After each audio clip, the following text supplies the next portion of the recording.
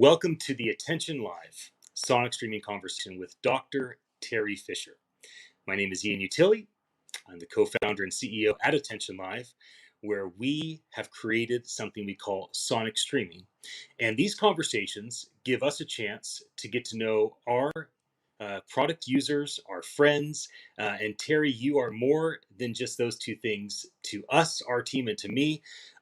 You certainly have become a friend. You certainly use our product, but also you've become a mentor to our team, teaching us about voice technology. You've become an example to our team of what it is to have incredible drive and ambition, with you being a full-time medical doctor, a father, a husband, and just a legend of the Vancouver area, in addition to all that you do in the voice technology space.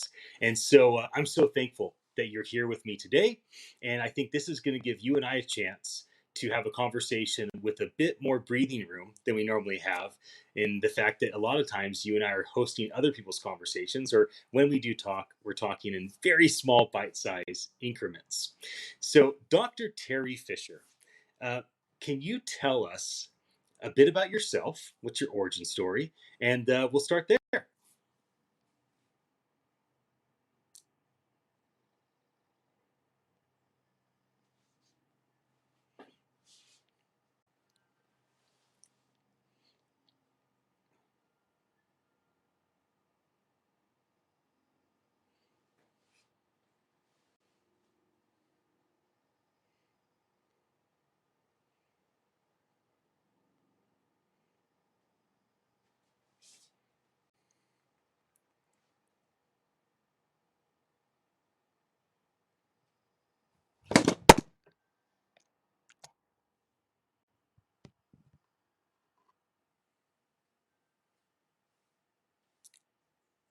Right.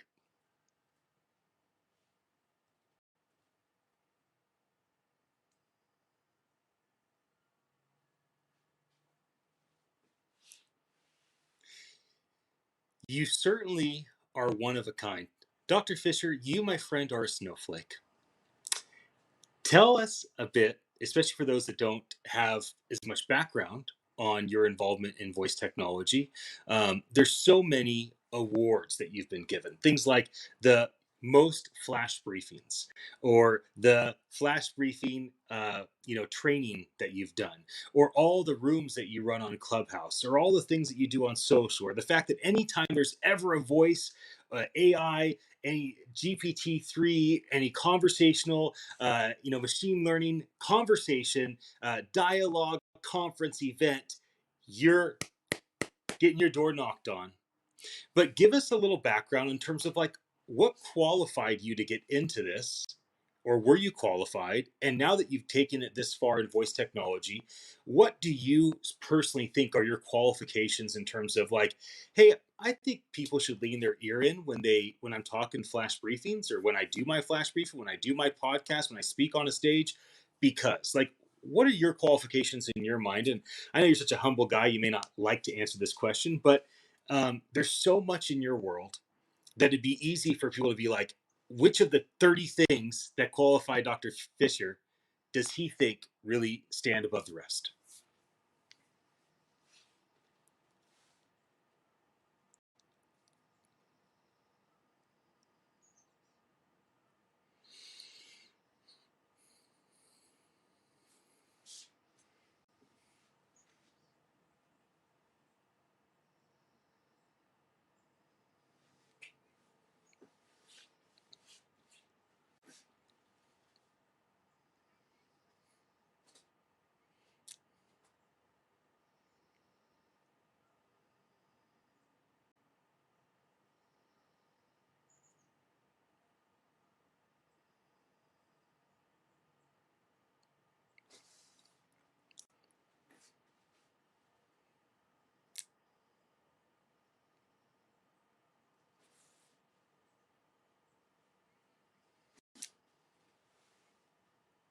Yeah.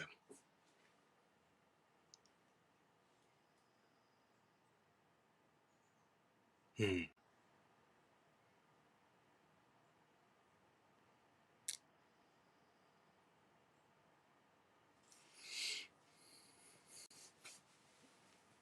Hmm.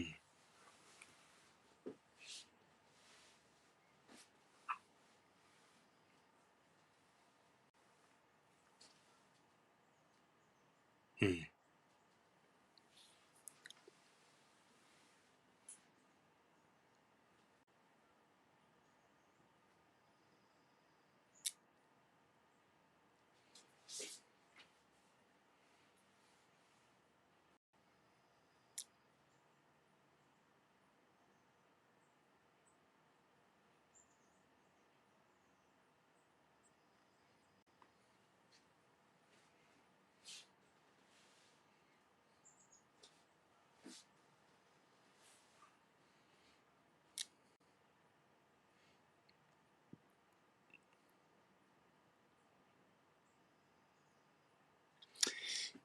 For others that you're wanting to read their books, listen to them speak, the people that you invite to be a part of interviews like you did yesterday, right? You do these interviews with the largest room on Clubhouse with 550,000 members, and you invite these people with something really important to say, and you interview them. When you think about what qualifies other people, what type of attributes, what type of passions, skills, interests, drive, performance desires, what type of things percolate for you to the top? So that if somebody says, gosh, how do I get on Dr. Fisher's radar so that he'll bring me on the voice influencer show, so that he will maybe part of the voice den, so that he will mention me when he's on his flash briefing? What are the qualifications that you lean into the most when it comes to other people in this industry?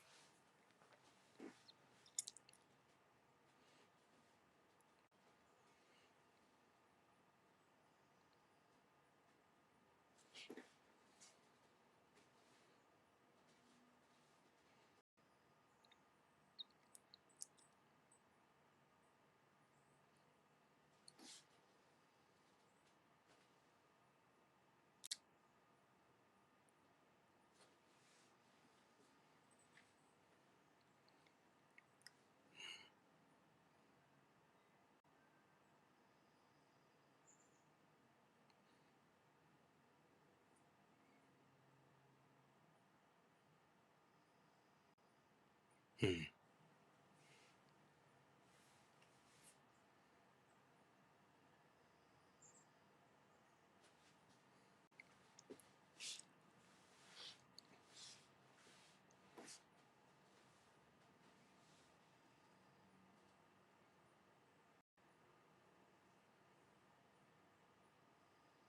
Hmm.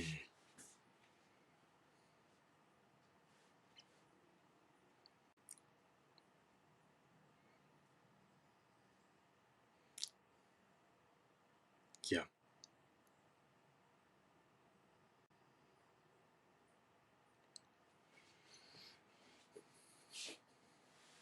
Yeah. You and I do enough content creation that we know the likelihood of this long conversation, which in our world, half hour to an hour is a long conversation.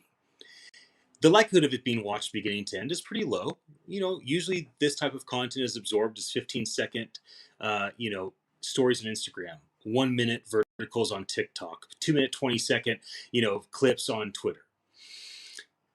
Likely, some of the audience of this conversation will be your audience, uh, your podcast network, and your network's audience.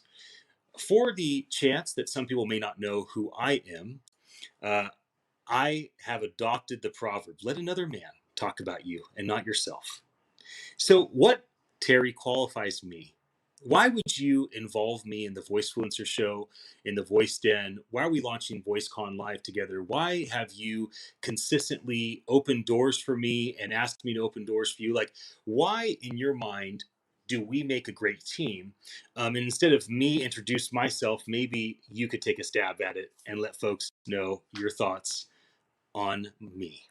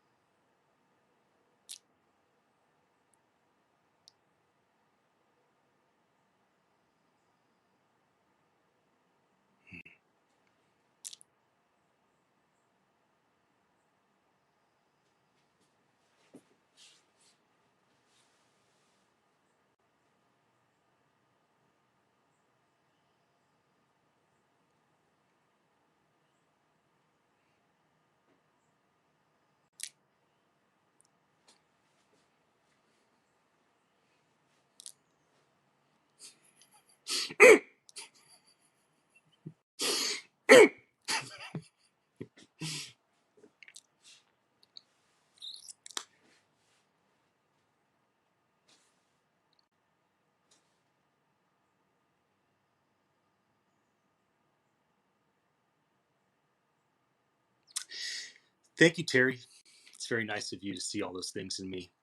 I will try to measure up to those lofty thoughts.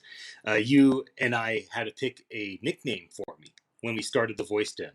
And I had several nicknames, and I was like, I'll just go with the optimist because that's who I want to be. And I certainly am optimistic.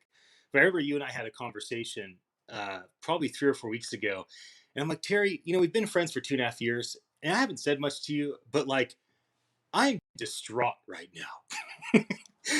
Because oftentimes we make a choice, especially as content creators, we make a choice to put on display, if possible, the most loving, gracious, kind, humble, empathetic, sympathetic, selfless, generous expression of who we are. The most optimistic, the least cynical. The most hopeful, the least sad. And that doesn't usually lead to a balanced perspective. And this is oftentimes why people can get kind of a bit of a skewed thought process about who a person is. And I remember saying that to you a few weeks ago. You're like, you're distraught? Really? And I'm like, yeah, I just don't tell anybody. But, I'm going through some stuff right now, my friend.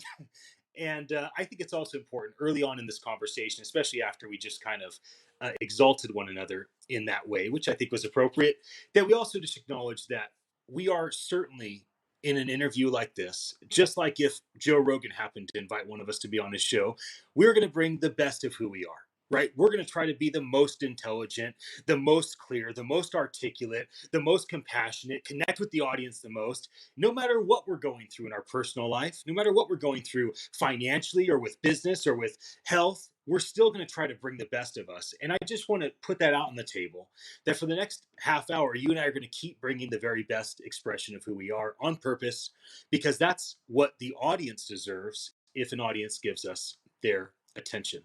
I'd like to now, for those that are tuning in, understand that I had a list of questions I was going to ask Terry, and I'm not asking him any of those questions. So every question is going to be a surprise. Yay. Yay for this moment. We're going to talk about investment. Let's start with investments that you're disappointed in around money, time, and energy in your pursuit of all things voice tech. And I want to start there, the dark side of investment, the investments that you've made, not just financial, but any type of investment, the flights you've taken, the calls you've made, the rooms you've jumped into, the things that you've done. Can you just talk about some poor investments and what you learned from navigating that and try not to live with regret, but instead be like, okay, this is what I learned from that bad financial energy time investment into the voice tech industry. This definitely did not help. If anything, it wasn't even neutral, it was detrimental. Can you just talk a little bit, since I just talked about vulnerability and authenticity, can we just kind of hit the ground running and talk about some negative critical aspects of investment, and then we'll jump to the positive side and talk about some really wonderful investments that you've made, time, money, energy. But let's start on the side of kind of the learnings.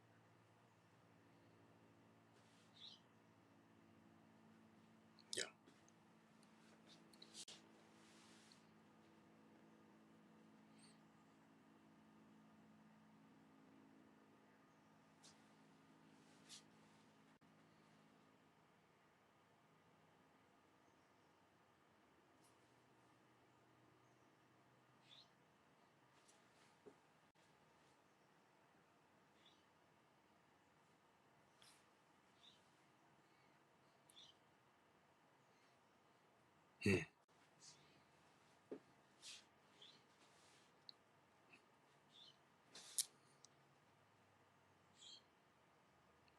Yeah.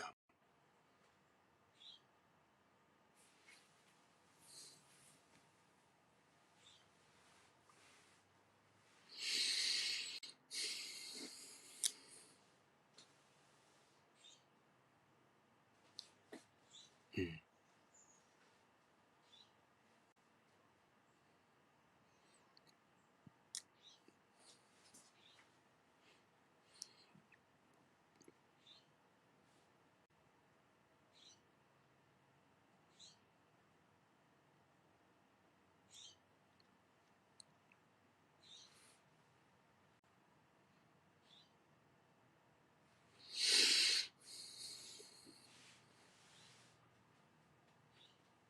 Hmm. Hmm. Yeah. Yes. On the positive investments, the ones that really stand above the rest, maybe you could think of it in the aspect of the 80-20 principle. The principle is that 20% of our results equal 80% of our impact, and 80% of our results equal 20% of our impact. So when you think about the best financial investments, the best investment of your time, your energy, your intellect, your availability, regardless of what it is, not only what was a great investment, but what investment had a totally unfair output? Like I invested $10 and it output a $10,000 impact, or I invested 15 minutes and it output one or all these major things. Can you talk a bit about positive investments that lean toward extraordinary uh, results, right? It had a 5x, 10x, 100x return on money spent, time invested, energy invested, etc.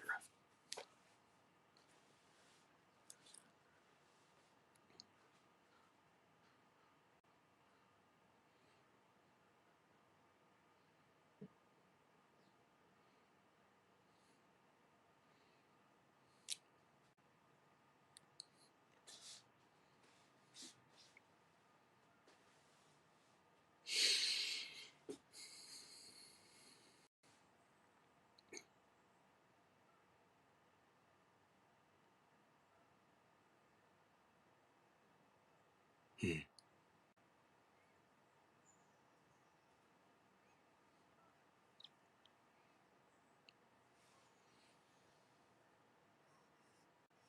Hmm.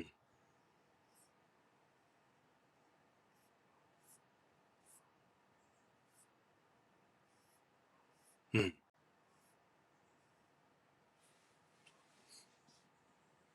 Hmm.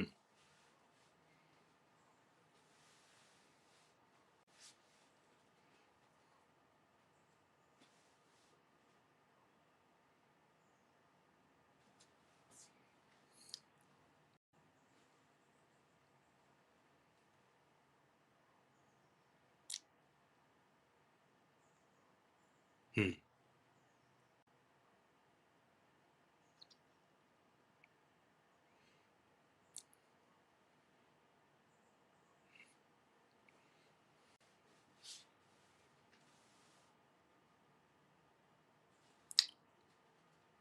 Hmm.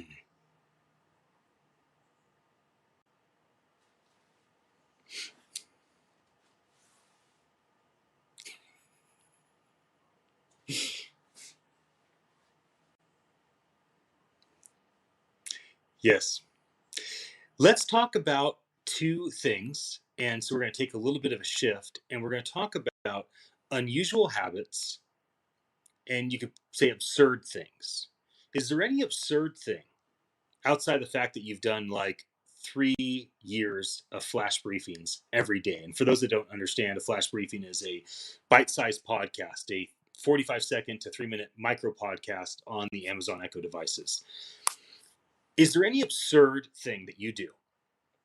Is there any unusual habit that you have that, whether good, bad, or indifferent, whether it's positive, neutral, or negative, you can't shake it? It's just like this thing you do, right? It's like my grunting. It's an absurd thing that I do. It is an unusual habit that every time I see a good movie, and throughout the whole movie, every time I eat a good meal or I hear a good song, there comes the grunting. So we all have our absurd, unusual habits. Talk to me a bit about anything that you think kind of qualifies in that, whether it's silly like my grunting, or something that's more like you wear a certain pair of socks, like a hockey player, or you have a certain, pair of glasses that you wear when you do certain things. Is there anything that you just think to yourself like that is kind of a silly thing that I do, but I won't stop, even though it's negative, or I won't stop because it turns out great. Talk to me a bit about that.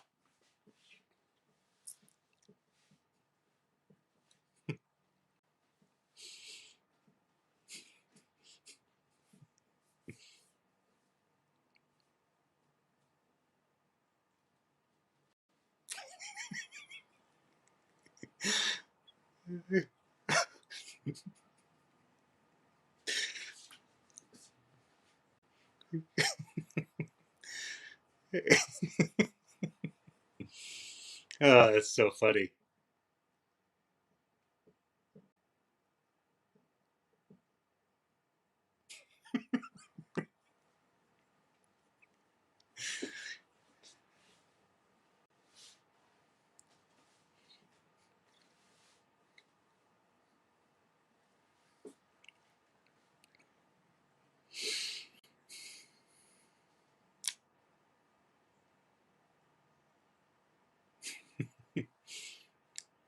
Right. Is there any unusual habit, absurd thing that you do that rises to the top in your medical profession or in your family life or in your personal pursuit of health or in your absorption of knowledge in what you read, what you listen to, what you watch? Is there, because I think this is a really interesting topic. And so if we go a little deeper on it, I think this uncovers more about you and what makes you unique that most people won't really know about you. And a lot of people give you their attention, and so as people give you their attention in the flash briefing, the podcast, on the stage, your TED talk, etc., I think it's always interesting to be able to say, well, here's a little bit more that's kind of behind the curtain. So any other unusual habits, and I'm not digging for something, so I don't know of, I'm not trying to get you to say something specific. I'm just airing it out a little bit more to see if anything else is uncovered.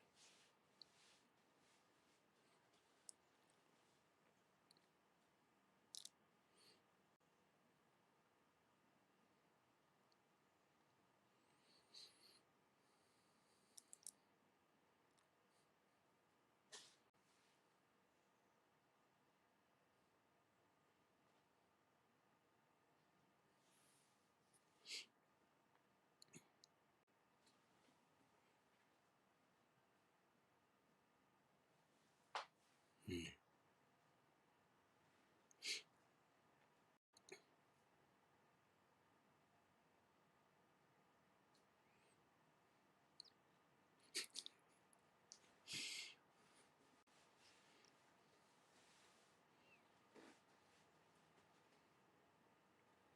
Hmm.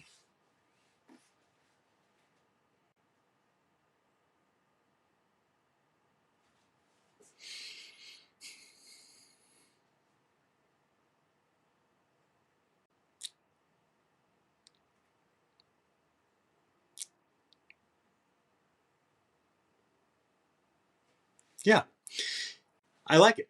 Okay, we're going to switch over to the topic of challenges, and we'll take a positive esque spin on favorite failures.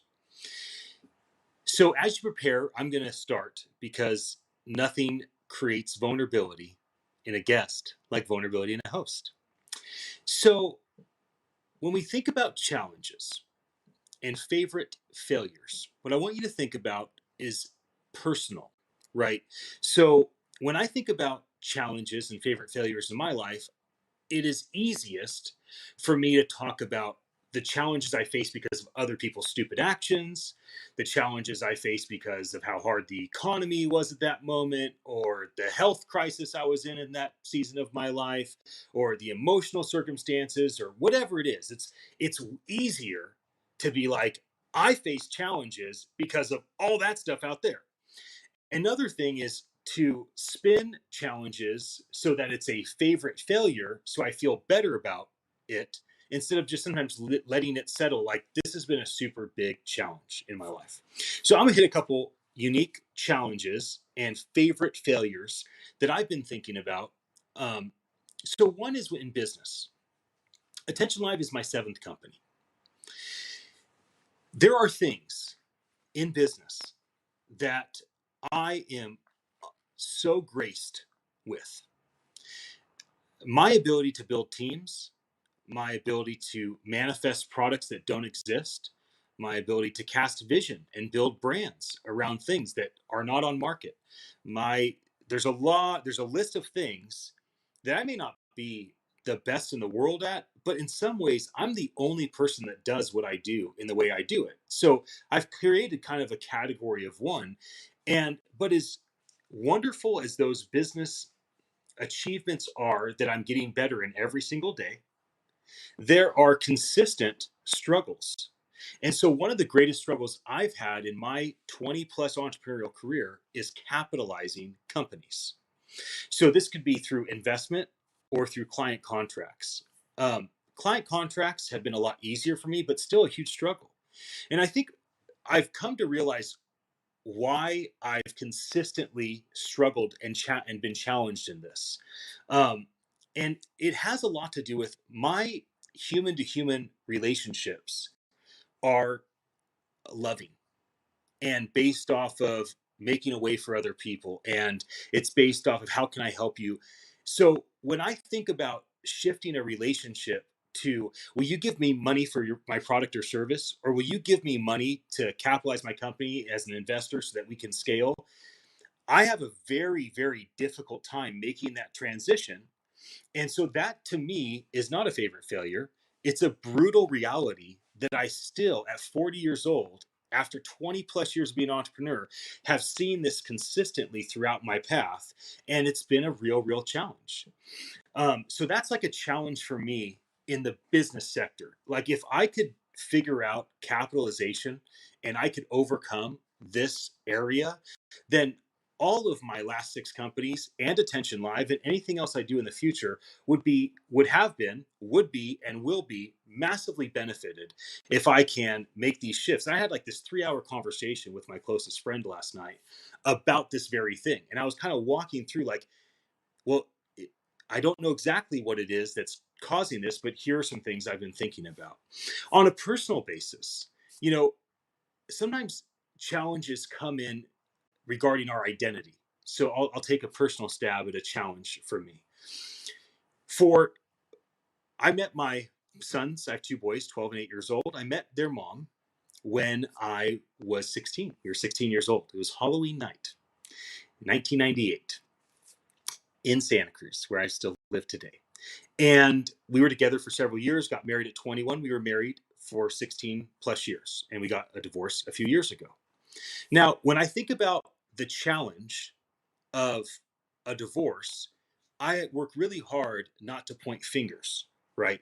So, what I try to do is I try to recognize how is the challenge of my marriage partnership, where I had a union with a human, we had children, we had a home, we had businesses, we had things that we did together, and now that is no longer that's gone, right? It's a death of that, and now we have resurrected as co-parents and doing the best we can to co-parent well and to be loving to our kids and one another. And I think I'm grateful for how well we're doing.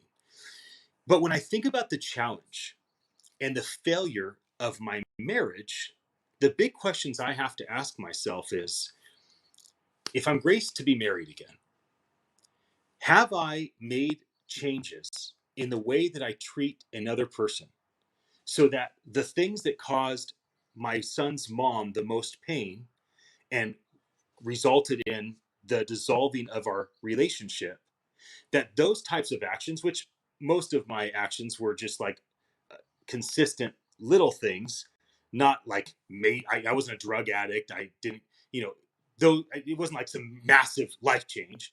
So for me, it's like I have to look at all of the long little things and recognize, okay, in relationships moving forward, am I willing to adjust these things in my life? But then to business or to content creation, I have to ask myself, how much has a divorce impacted my business? Not like it's the divorce's fault and my business doesn't do well, or oh, my poor business is a victim of a marital dissolve. No, no, no. This is on me, right? I'm the husband. I am the CEO of the company. And so, what type of challenge am I facing in my personal life that drastically impacts the things in my business life? And so the reason why I went here, Terry, the reason why I went through what I considered to be probably my greatest business challenge, which is the difficulty, even though I'm a persuasive sales guy, the difficulty in taking my relationships and making them transactional, which then causes challenges for the company, and the challenges in my personal life, none more important than a marriage, imploding and then resurrecting a new family structure dynamic, and the way that impacts content creation and impacts business. And so I bring those two things up so that I can remove the fig leaf first. I can't really be more vulnerable than that. Like, I can't really be more vulnerable than being like, I'm a CEO and I kind of suck at capitalizing companies, and all I cared about was being a husband, and that's gone. So the reason I did that is I want to be known by anybody that would watch this. And it's good for a person's soul to bear themselves. But I hope that also set a tone that you feel a little more comfortable with talking a bit about challenges you face, whether just specific in voice technology, or if you want to go to other areas like your medical practice or your education. But I'd love to just have you talk a bit about challenges, and you can spin it as optimistic and positive as you want. My favorite failure. But the floor is yours. You have my undivided attention.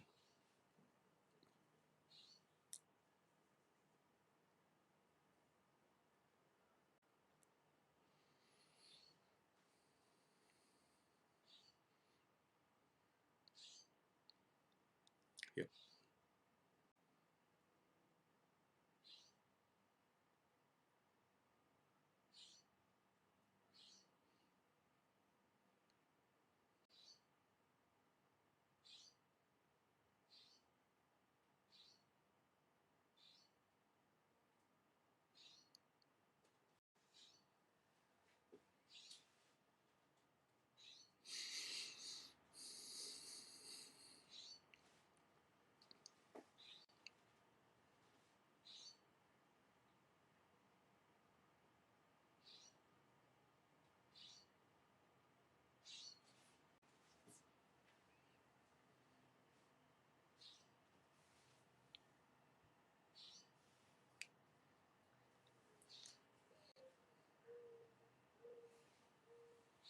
Hmm.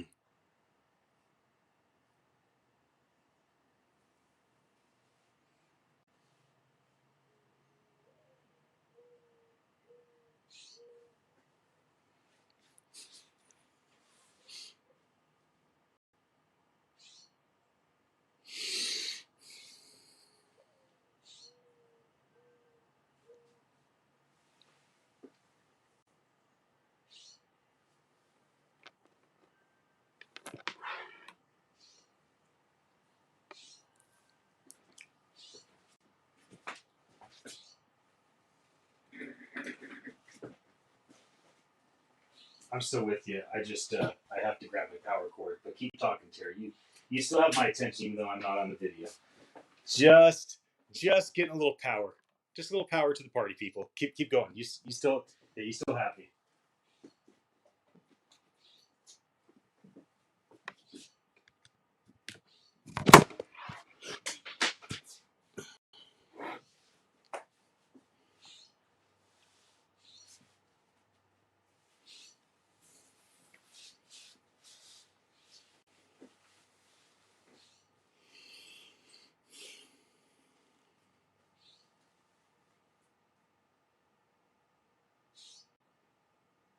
Hmm.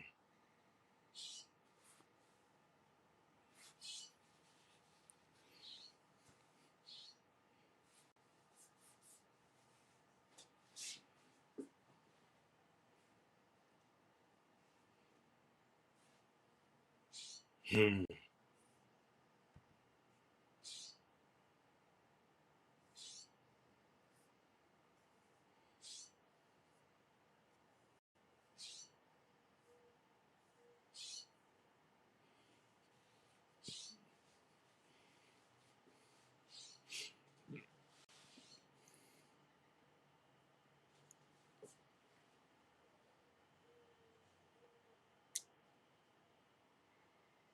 Yeah.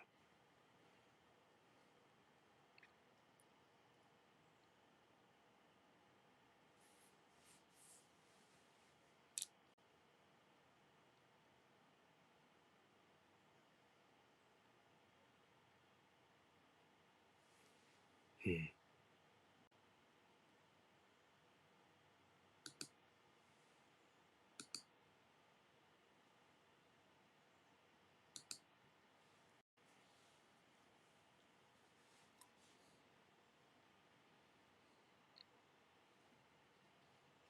Yeah.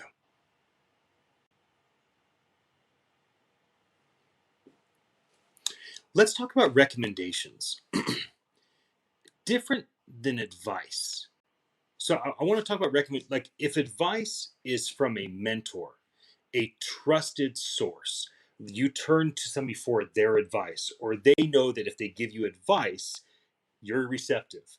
I'm talking about recommendations, advice that's not asked for. Uh, what type of recommendations have you heard just given haphazardly on Clubhouse or at events or in a podcast that you're like, that's a great recommendation, especially in light of the voice technology industry? Because a lot of people are like, okay, I want to be a content creator. Like, what type of things should I get? They're asking for advice. But a lot of times people just don't sound good, and and somebody gives a recommendation like, you might want to get some AirPod Pros because you really sound bad. You might want to upgrade your iPhone from an iPhone 6 to an iPhone 12 because you're not coming through clearly. Like, I'm asking, what type of recommendations have you heard? Maybe have you given that are not like, will you please give me advice, oh mentor? It's just kind of like people just kind of give a haphazard recommendation, but you're like, that's a pretty good one, especially in light of our industry.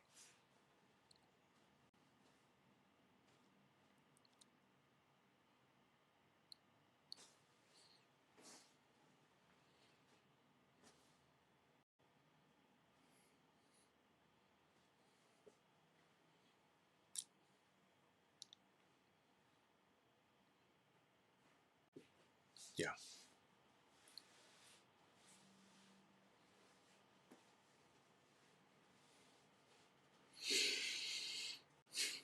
right.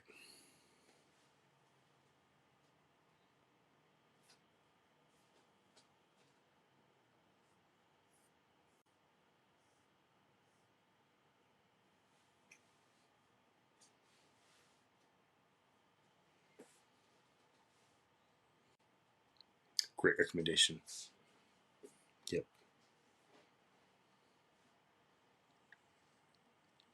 Yeah.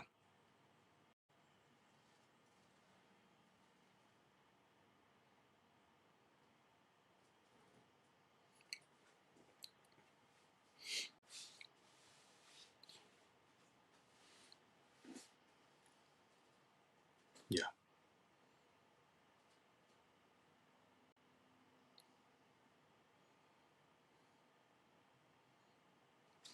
On that note, is there, assume that this is being watched in 5 years and 25 years from now, specific because of this answer you're about to give.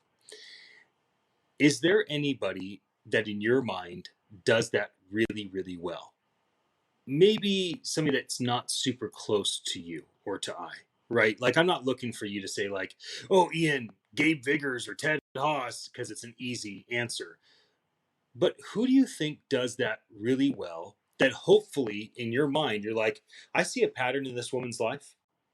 And the way I see her just giving of her availability and showing up and doing what she can, I have a good inclination that 5 and 25 years from now, she will reap a significant benefit by her action around this general recommendation of like, show up, give what you can, do what you can, provide value where you can, do it without expectation, because that's the greatest thing that you can do to break into an industry and provide value and develop relationships. So I know you and I've stayed away from names, right? Like we haven't talked about specific people or specific events, but this is a little different because it's a casting out of honor over someone or some people. So in your mind, does anybody kind of stand out like this is the model that I think this human is setting really well?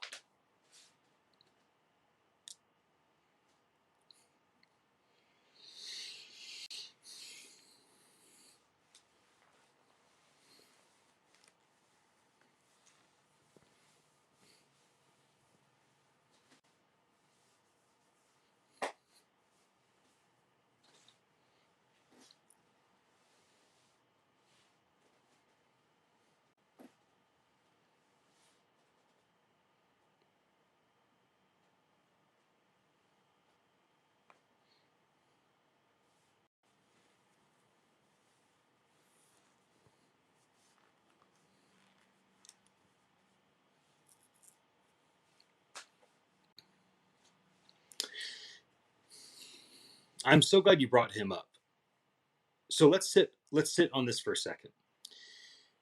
When I look at Gary, I see a guy that has a lot of similarities to me, except for it seems like he has the capacity to be manic, remain optimistic, create content at scale every day, all day, run businesses, run employees, do biz dev all the time.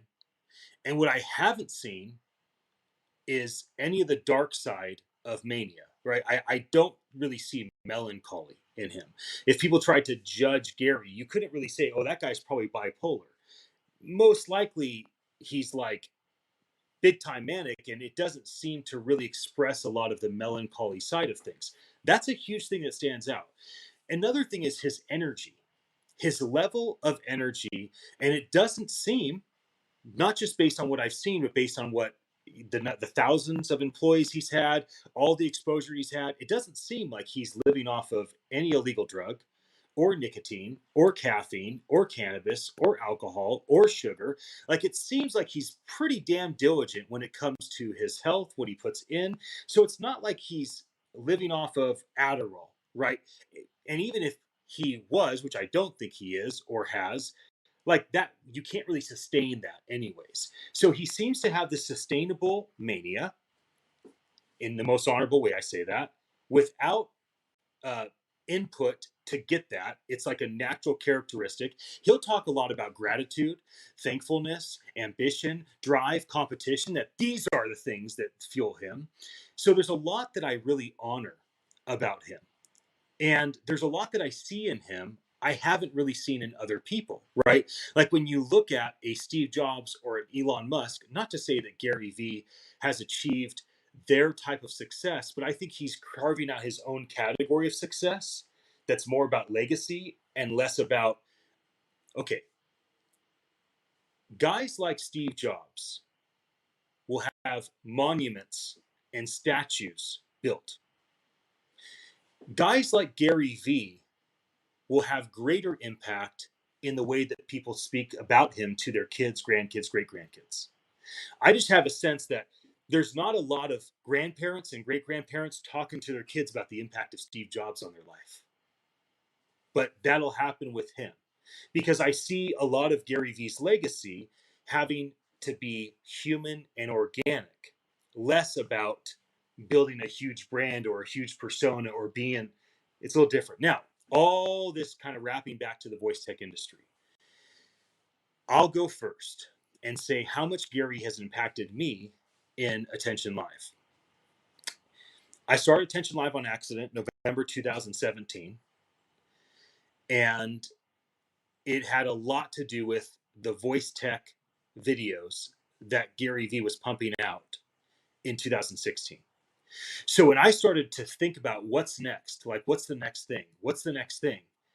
Gary didn't say two thumbs on a piece of glass is over. 10 fingers on a keyboard is over. He talked about voice tech in his own way. There's a bunch of turkeys. What's up, turkeys? I love living at the treehouse. Huge turkeys. Mm, mm. There's a bobcat here earlier today. Okay, so what you have with my personal story is that because he talked about all of this voice technology in the Gary Vee way, I opened up. I'm like thinking, okay, I did get an Amazon Echo in 2014. Like I use Apple's voice. I'm not going to say the S word right now in case it fires something off. I use that all the time. Like I love the idea of what Google's building with Translate and Assistant. Like, I'm on board. Like, okay, so this is the new voice interface. So the reality is that Attention Live in a part, not even a small part, in a part that's measurable, Gary Vee had impact in me going after the voice tech industry. Also, Gary modeled things around media software, content creation. And the reality is, I built the media side of Attention Live for Gary Vaynerchuk. Like, once he finds out about our software, it will be ideally as important as any other software he'll ever use in his content creation career. And then, as far as his entrance into NFTs, like I've been involved in the NFTs for a few years, but I remember Gary talking about Ethereum like way back 2017, right when I was just hearing about CryptoKitties, what Dapper Labs was doing, and this whole idea of NFTs. And so, like, I've been playing in the NFT space for a few years where he wasn't, but when he came in, he started doing things like VFriends. I'm like, that's it. That's it. Like, that's what I've been envisioning for NFTs are for people like Gary Vee to do things like VFriends. Like that's a fantastic application. So the reason I've gone on this long rant is because when I said, who's an example? You happen to pick somebody that I could have picked as an example for somebody that is living this way, the way of show up, give value, don't expect anything in return, just provide value to the market. The market will respond as they should. And I'm like thinking, here's a guy that in many ways I look up to. I'm like, man, I wish I could maintain that level of manic drive and energy all the time. And wow, I'm so thankful for the things he talked about voice tech, the way he lived out content creation, the way that he kind of introduced Ethereum early on when I first was hearing about it, because so many of those things have impacted the very company I'm building today. Now back to you, Terry. How has Gary Vee's free education through YouTube videos and podcasts and writings, how have they impacted your decisions today? Because I just shared ways that he had with me, but I know that I've already heard from you. In fact, you and I and one of our mutual friends, we were talking about how much Gary impacted him. So this is a common thread. So let's jump on the bandwagon and talk about the grace that we've experienced from Gary Vee specific to our careers.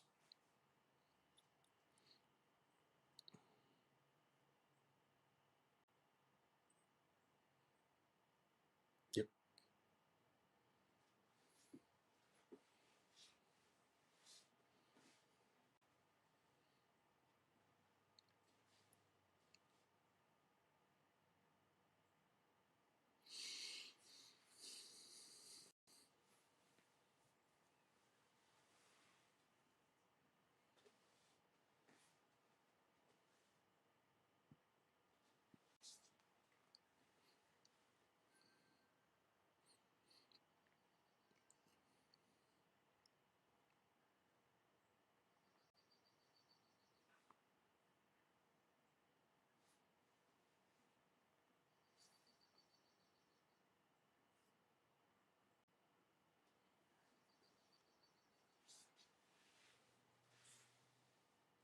Yep.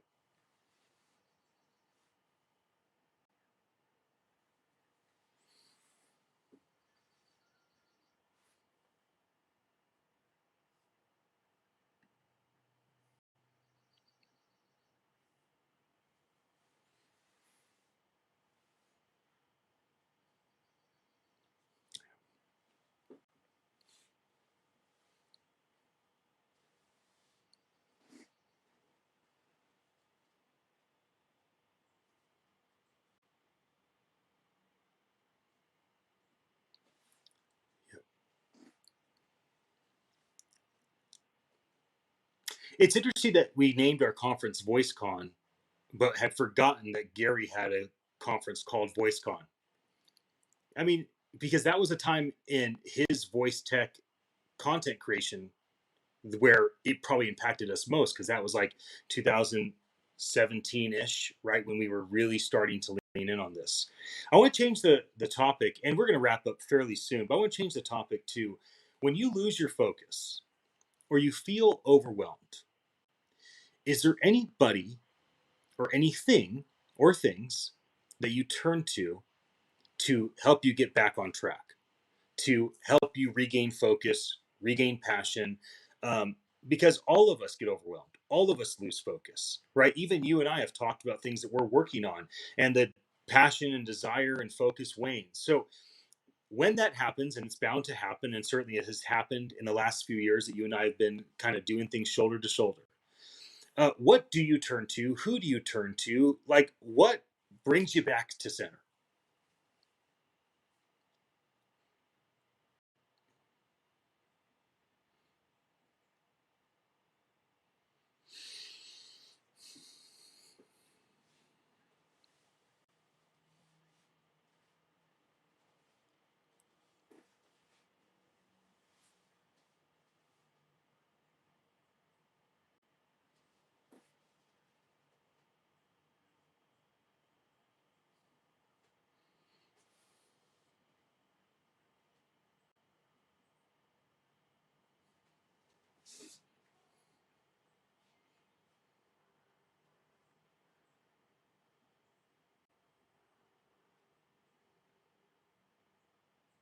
Hmm.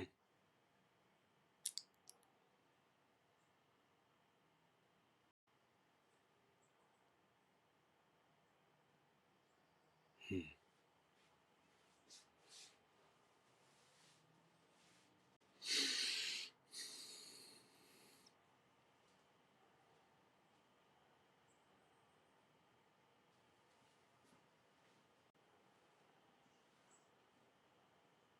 Hmm.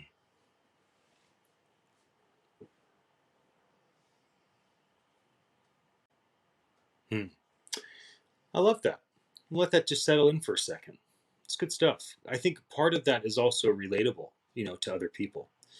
So I will chime in on things that help bring back my focus, and I'm going to share things that bring back my focus spiritually, emotionally, and physically.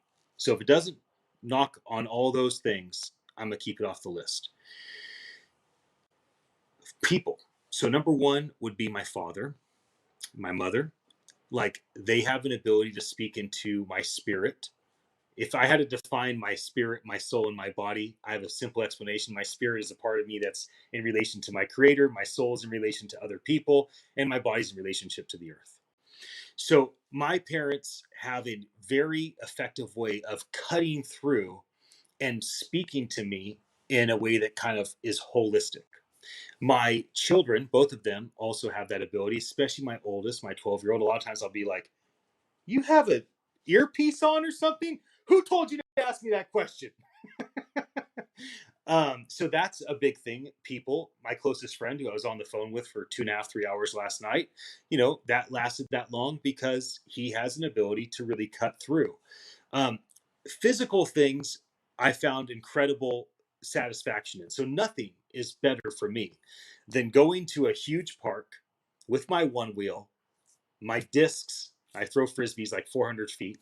I can throw a piece of plastic in the air like I care, and music. So I'll pop in my headset, I'll jump my one wheel, which is like a motorcycle the size of a skateboard, and I'll throw these frisbees 300, 400 feet across the field, and then I'll ride my one wheel over and I'll pick them all up.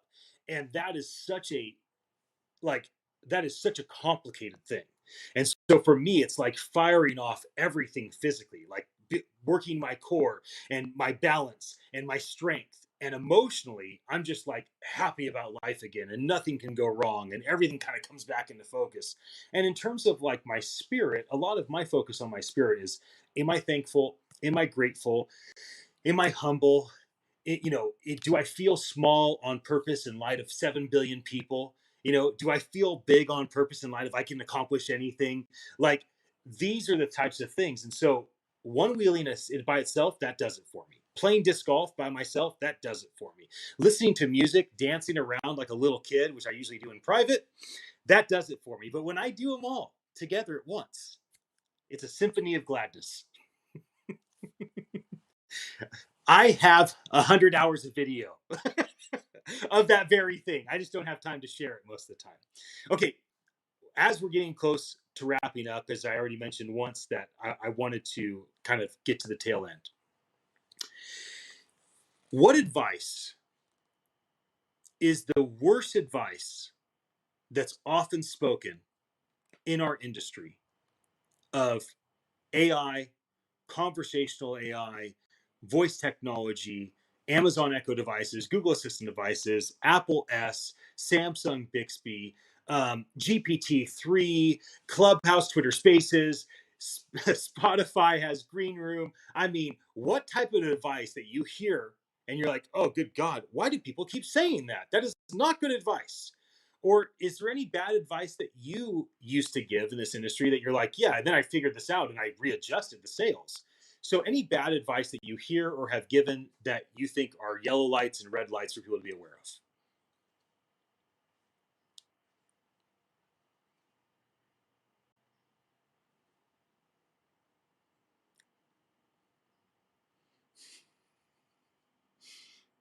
And this is basically the second to last question for me.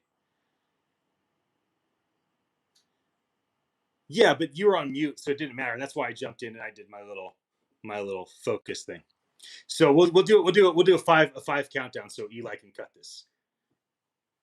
We're just talking about bad advice. Okay, here we go. Three, two.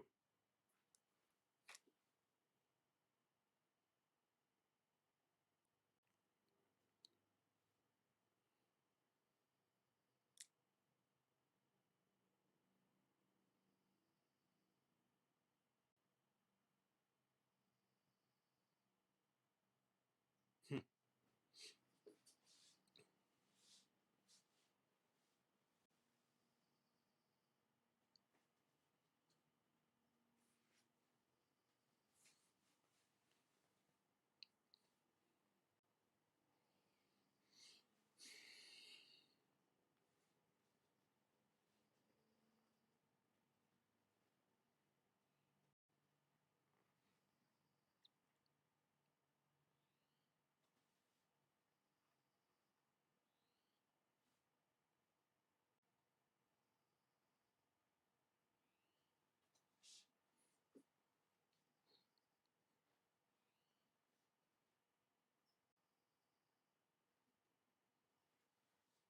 Yep.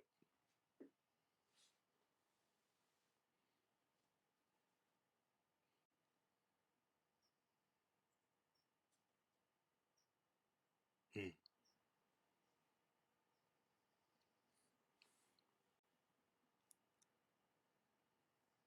Yeah. Yeah, I agree because it's again, it's taking a challenge and instead of taking responsibility and saying, I created this skill, I created this action, I created this capsule. By the way, those are the different names of things for Amazon, Google, and Bixby. And how dare they not tell the world about it? It's how dare I not take responsibility for what I've created and market the hell out of it. So I like that you brought that bad advice up in terms of people just constantly flippantly just say, yeah, you can't, this is a discoverability problem. And I do understand there are some discoverability problems around finding stuff with voice, no doubt. But what you're talking about needs to be said. One of the bad pieces of advice I hear a lot is,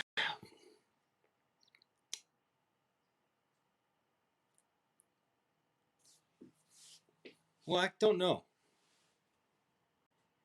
I had something, but then I'm like, that's not really bad advice. I know I'm the optimist.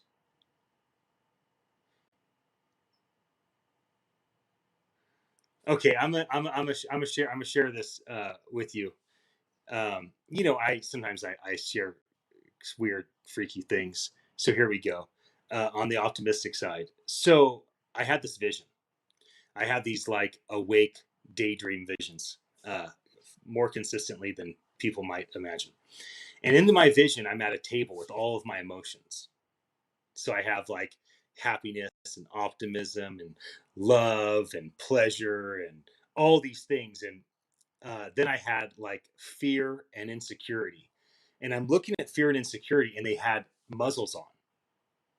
And then like uh, positivity was drunk, and it was like an imbalance in my psyche. And I remember that in my vision, uh, the shame and insecurity, whatever those two things were, they were muzzled, and they're like, "We have something to say. Take the muzzle off." And I put a piece of paper and a pencil. I'm like, "You can write that down. I don't want to hear it." And they're like, "No, no, no." They broke the pencil. Like, "You take the muzzle off." And I remember I took the muzzle off, and then that was like a beginning of me having more critical thoughts. So all those out there that struggle with being overly optimistic, like that struggle is real. It's a real thing. If you've cultivated positivity, it can be sometimes hard to even consider something that's negative. Bad advice. What bad advice do I give? I think that's what I need to think about when it comes to the voice tech industry. You know, I think one of the things that I've given that's been bad advice is when I've told people to do something entrepreneurial when it wasn't necessary. So that's where I'm going to land.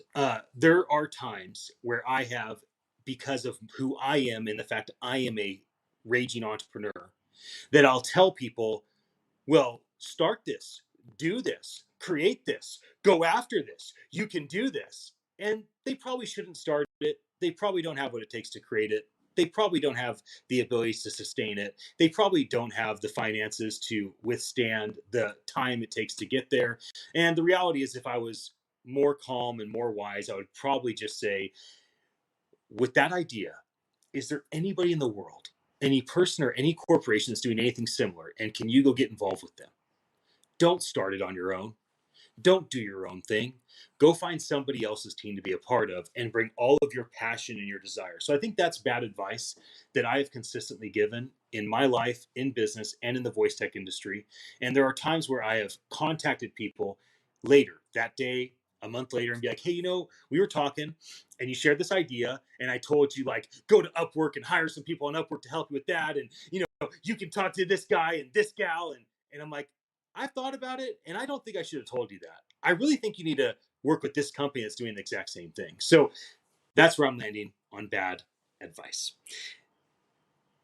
Let's wrap up with our vision. What is your vision? And what's your quick vision, right? We have VoiceCon live coming up July 29th and 30th. We have the Voice Den coming up July 28th. We do the Voice Den once a month. We have conferences are coming back, right? Pete Erickson and the Voice Summit. He's going to do physical conferences this fall. We know that Bradley Metrock with Project Voice X is happening the end of October. We know that everybody's going to start coming out to play. You and I do a lot of digital things. Physical things are now starting to emerge again. And when you think about vision for today and this season, maybe the rest of this year, I'd love to just hear kind of where you landing on what is the attractor? What do you magnetize toward? What's the carrot that you're running after? And then maybe we can transition to like, hey, in a decade, when all your kids are out of the house, done with college, and you look back at the work that you've done the last decade, where do you want to be at 10 years from now? So let's start with kind of the close vision. Like, what are you excited about today, this week, this month, this season, the rest of this year? And then we'll kind of go a little further out.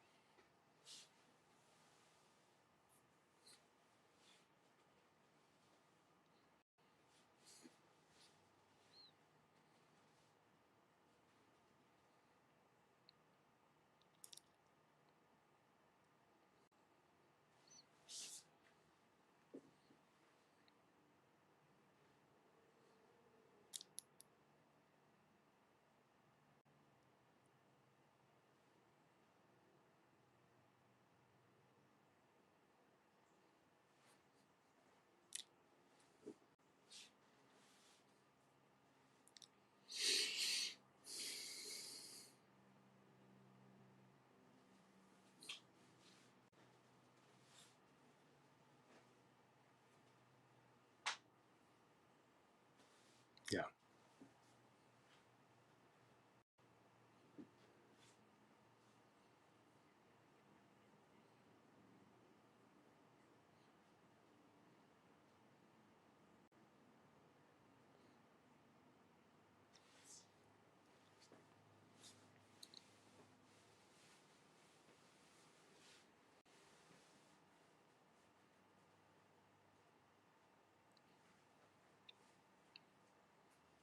Yeah. Yep. For me, this upcoming season, uh, my vision is to really succeed in getting Attention Live capitalized. Um, our version 2 rollout has taken about 3 months to do. We finally finished that this week. We have a little update to the UI UX design, which is the last puzzle, which may be done at this present moment. So many of the bugs that we've faced in our product are finally squashed. And we're at a version 2, right? We're not in an MVP. We're not at a version 1. We're at a version 2. We can now scale as a company. I had the best team I've ever worked with in my life. So I don't know if there's anything in business that I'm more excited about and committed to than getting our company fully capitalized so that we can run this course without having revenue or the lack of revenue for our employees and for just the needs of just scaling servers and all the different marketing needs of making sure that we have things done correctly and onboard the right talent. Like, that's the big vision for me this year. My big vision for 10 years from now is like, I want to be part of a peer group of CEOs that have built decentralized autonomous organizations, which is what Attention Live is and is becoming, that have built one or multiple decentralized autonomous communities where all the power goes into the hands of the consumer and the creator, not the corporation. um, I believe that our company and myself and our peers will unlock trillions with the T, trillions of dollars of abundance. Like, we can have a 5x, 50x increase in global revenue and income just because of the ways that things can be done appropriately when we start to decentralize stuff. And I think that Attention Live as a company and me as a human, we're going to be a small part of this really big, drastic human change. Obviously, automation and conversational AI as an interface, and blockchain as the foundation that runs all this, and like, these things are all working hand in hand. And then another piece of vision for me, just personally, Terry, is, when I'm 50, I really want to look back and say, at 40 years old, I learned a lot about myself and what made me tick for the first 20 plus years of my life and my career. And I made a decision after my divorce. I made a decision when I hit more of these roadblocks in my business, and I changed some of my actions. And now, 10 years from now, at 50, I can look and say, there are things that I used to do, I no longer do. There are things I used to not do that I now do because I've matured and I've become a more diligent and a more effective and productive man. So, if I could only choose great success in my career and trillions of dollars of economy boosting and having one of the most important decentralized autonomous organizations and communities and products, or just to become a better man, I would choose becoming a better man all day, every day, without hesitation. So that is really my vision, is just to become a better Ian Utile. And it reminds me of Matthew McConaughey when he won the Academy Award. He said, "You guys want to know who my hero is? My hero is always me in 10 years." In 10 years, I'm going to be this guy. But 10 years from now, I won't be satisfied. I'll want to be that guy 10 years from now. When I'm 50, it'll be all about when I'm 60. So, how about you? What is your 10-year plus vision for what you do with a career in medical and voice, and who you are and are becoming?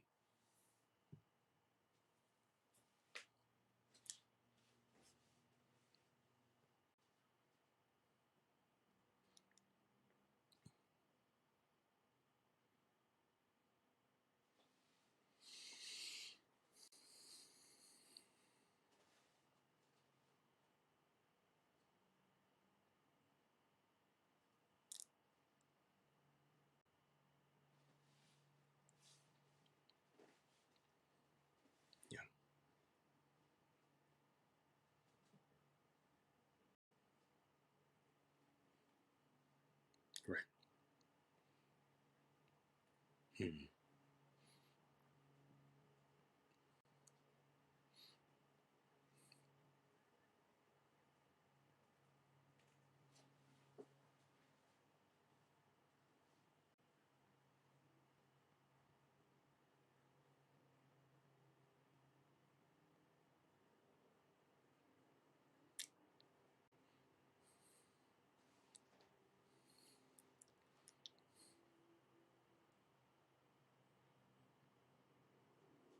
Hmm. I love that. I think that's where we're going to land this plane. We could keep taking off in the helicopter of excitement, but I think we're going to stay on the ground. And just to conclude some of the things that we've talked about, because sometimes it's nice just to kind of remember the journey that we've taken for now the last hour and 13 minutes, which is longer than you and I anticipated, but yay, we got to really go deep in places that we hadn't before. We talked about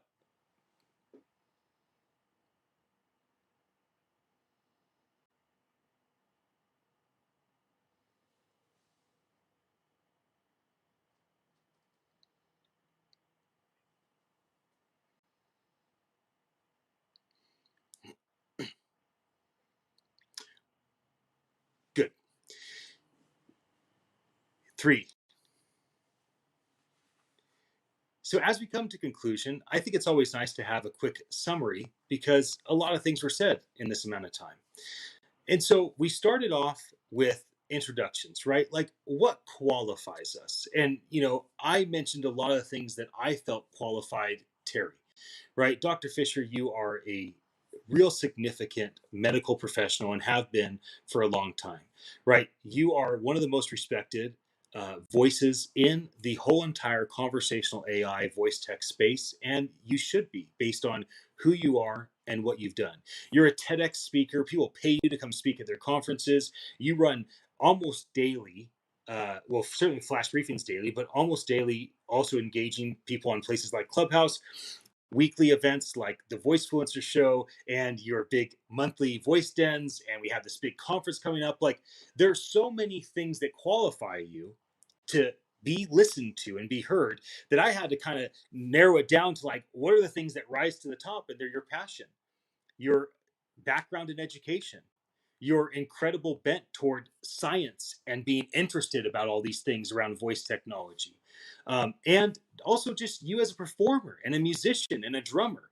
And so those are some of the things that really stood out in terms of qualifications. And then you were kind to mention some of the things that in your mind qualified me. And I guess since we're doing a summary, you can mention that for a moment. Then I'm going to go on and just kind of finish the rest of the summary around we got into investment, etc.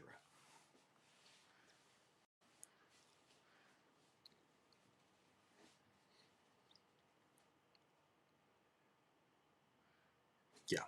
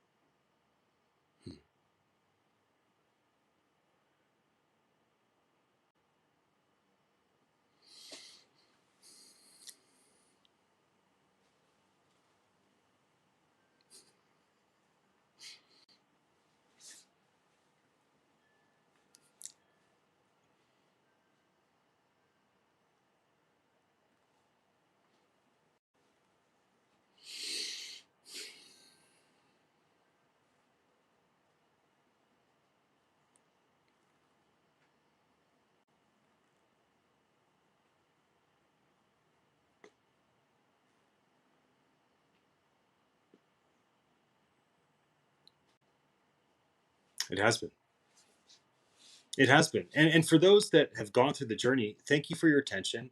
And think about areas that Dr. Fisher has shared that you might be able to go resource, right? Like go to this, if you're watching the whole video, like go back to minute 636 or 1842 or 3718.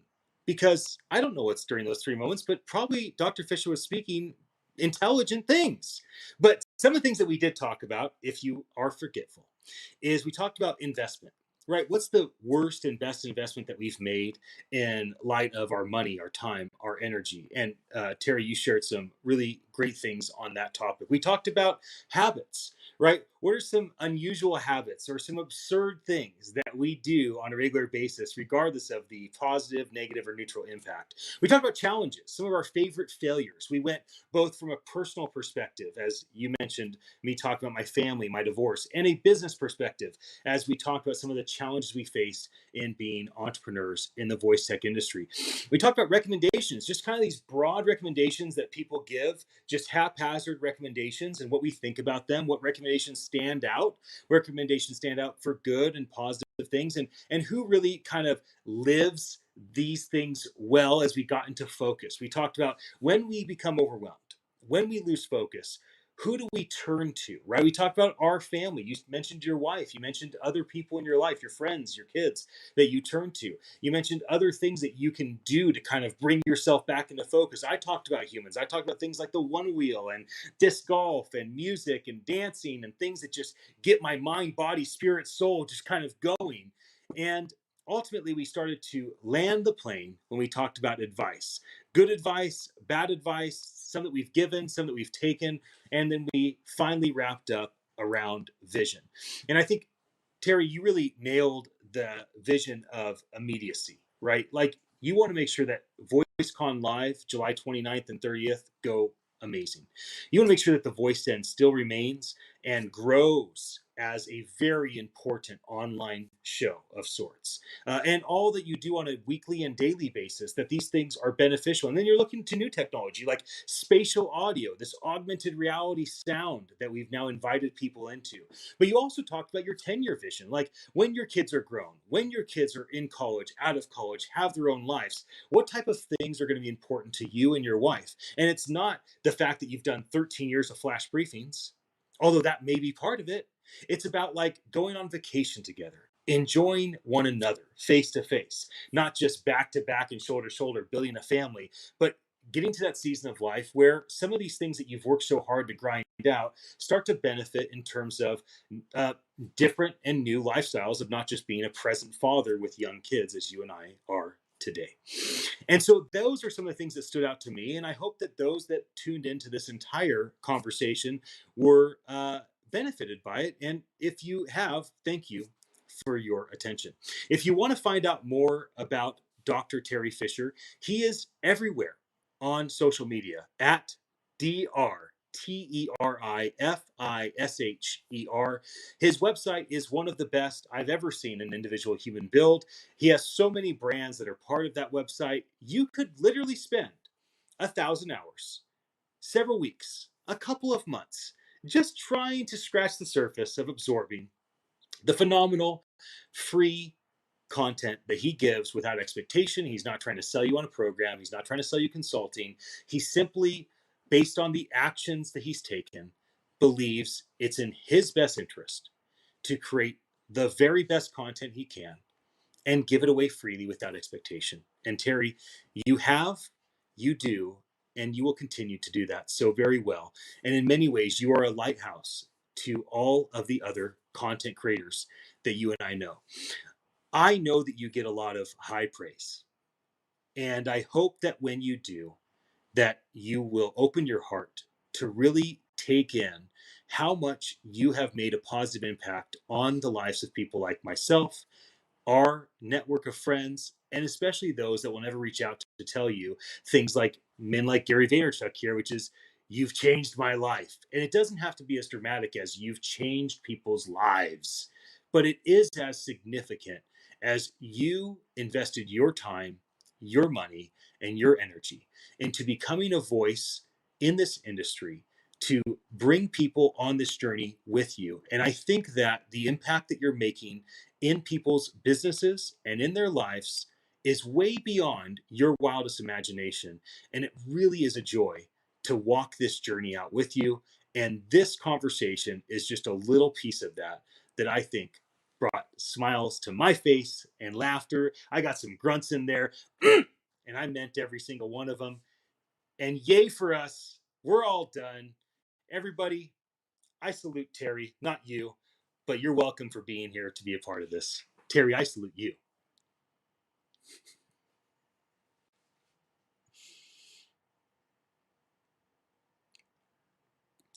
Wonderful.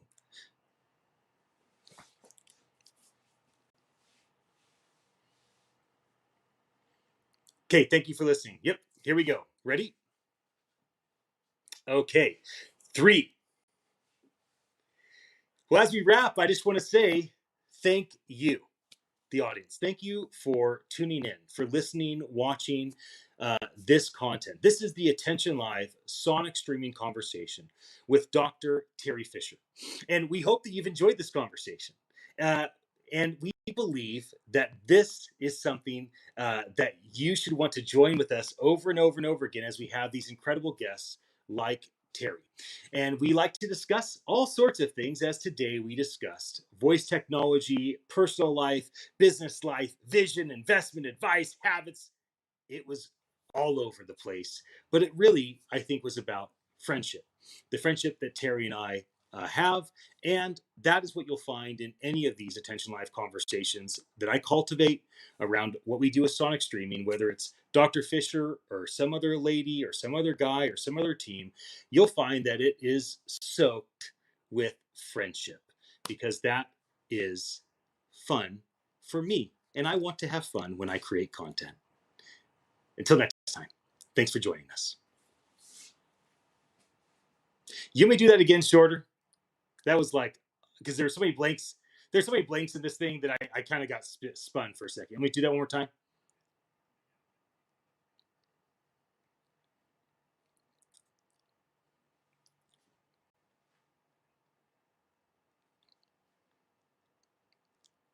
Good. Okay, here we go. 3. Thank you for listening and watching the Attention Live Sonic Streaming Conversation with Dr. Terry Fisher. On this show, we talk about the future, we talk about voice tech, we talk about Sonic Streaming and NFTs, and today we talked about so many things. You never know what's going to come up, but we hope that you've enjoyed this conversation.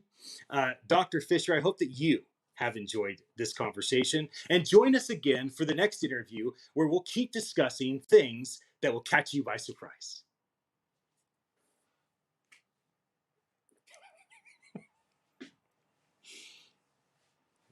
Sure. What Zoom are we? Do you want to go to my Zoom, or is it your Zoom, or what Zoom are we going to?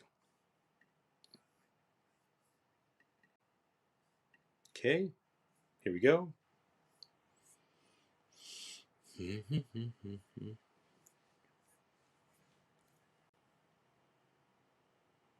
So hang up, but don't close. Okay, got it.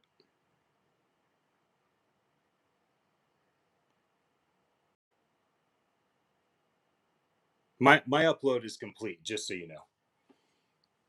Cool. Okay, I'll meet you guys on Zoom. Great. Okay, bye.